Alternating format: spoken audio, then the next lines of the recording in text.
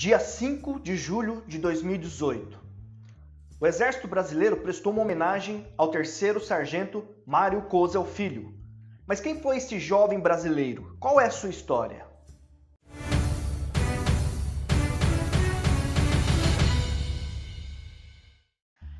Olá, sejam bem-vindos. Meu nome é Marcel Guazelli.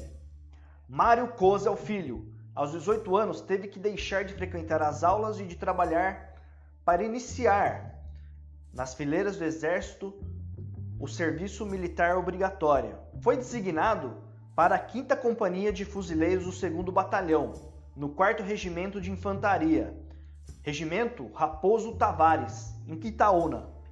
No quartel, a partir de 15 de janeiro de 1968, passou a ser o soldado 1803. Soldado exemplar.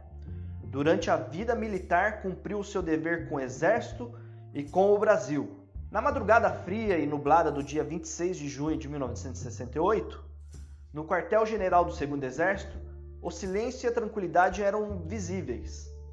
Oficiais, sargentos e soldados dormiam e descansavam. Nos seus postos, as sentinelas estavam atentas, zelando pela vida de seus companheiros e protegendo as instalações do QG, pois o período era bem conturbado. As guaritas estavam guarnecidas por jovens soldados que, aos 18 anos, cumpriam com o dever prestando serviço militar obrigatório. Todos pertenciam ao efetivo do 4º RI e se apresentaram nos primeiros dias de janeiro. Entre eles, Mário Kozel Filho, tinham, portanto, 6 meses de instrução e de serviço nas fileiras do Exército. Além disso, todos foram alertados e souberam dos detalhes do assalto ao hospital militar, 4 dias antes, pois as vítimas eram seus colegas do 4º RI, justamente a unidade do Exército onde servia Lamarca, que já tinha desertado e já pertencia à Vanguarda Popular Revolucionária, VPR, onde também atuava lá a Dilma Rousseff, organização terrorista autora do assalto e uma das mais violentas. Quando o soldado Mário Kozel Filho e seus colegas assumiram o serviço de guarda no quartel-general do 2º Exército, hoje, Comando do Sudeste, no Ibirapuera, em São Paulo, todos estavam tensos e ansiosos. Mal sabiam que um grupo de 10 terroristas, entre eles 2 mulheres, rodavam em um pequeno caminhão, carregado com 50 quilos de dinamite e mais 3 fuscas, iam na direção do QG. Tinham a missão de causar vítimas e danos materiais ao quartel-general, com o objetivo de fazer propaganda da luta armada. Por medo e por covardia, não tiveram a coragem de atacá-lo de outro modo, que não fosse por um ato de terror.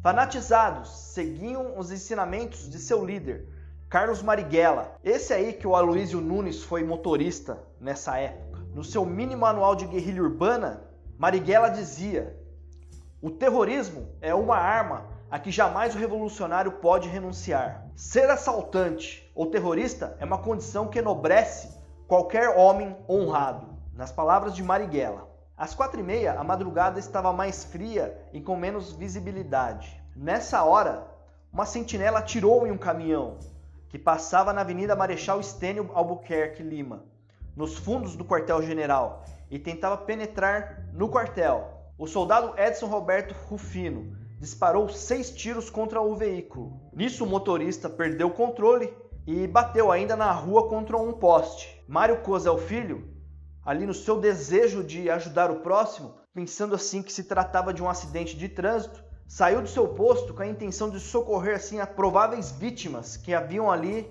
no caminhão. Ao se aproximar, uma violenta explosão provocou destruição e morte num raio de 300 metros. Passados alguns minutos, foi encontrado o corpo do soldado totalmente dilacerado. O coronel Eldes de Souza Guedes, os soldados João Fernandes de Souza, Luiz Roberto Juliano, Edson Roberto Rufino, Henrique Tchaikovsky e Ricardo Charbot ficaram muito feridos. Os danos no quartel-general foram muito grandes. Consumava-se mais um ato terrorista da Vanguarda Popular Revolucionária, a VPR. No atentado foram utilizados 3 fuscas e uma caminhonete. O soldado Mário Kozel Filho morreu no cumprimento do dever. Foi promovido post-mortem à graduação de 3º sargento. Em sua homenagem, a avenida que passa em frente ao Comando Militar do Sudeste passou a ter o nome de Avenida Sargento Mário Kozel Filho. Participaram da ação os seguintes terroristas: Valdir Carlos Sarapu, Wilson Egídio Fava, Onofre Pinto, Diógenes José de Carvalho, José Araújo Nóbrega, Oswaldo Antônio dos Santos, Dulce de Souza Maia, Renata Ferraz Guerra, José Ronaldo Tavares de Lira, todos da VPR, e Eduardo Colin Leite, integrante da Resistência Democrática, a Rede, somente em 20 de agosto de 2003, por meio da Lei Federal 10.724.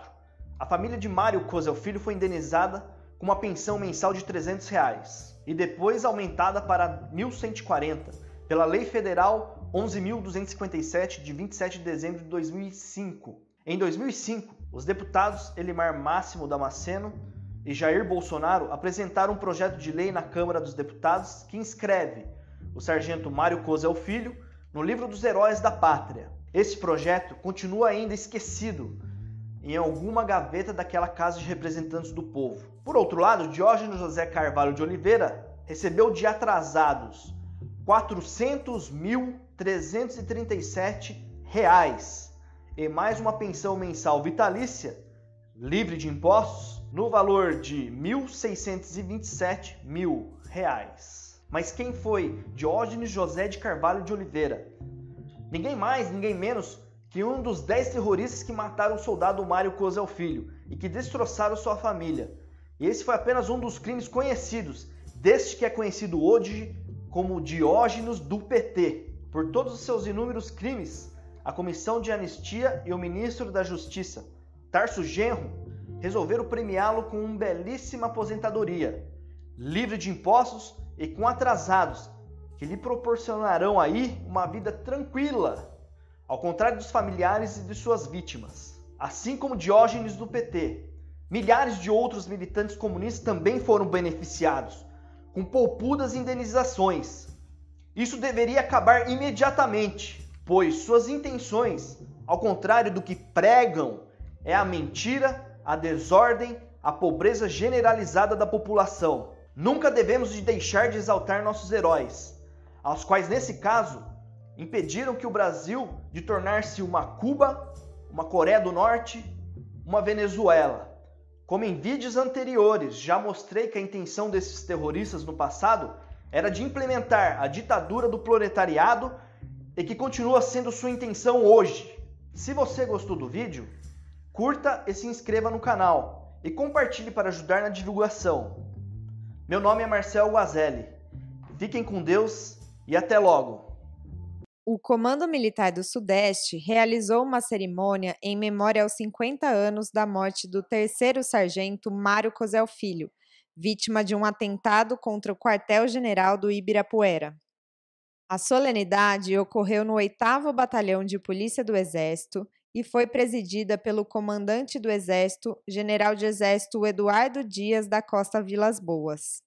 Autoridades civis e militares que praticaram ação destacada ou serviço relevante em prol do interesse e do bom nome do Exército Brasileiro foram agraciadas com a moeda 3º Sargento Mário Kozel Filho.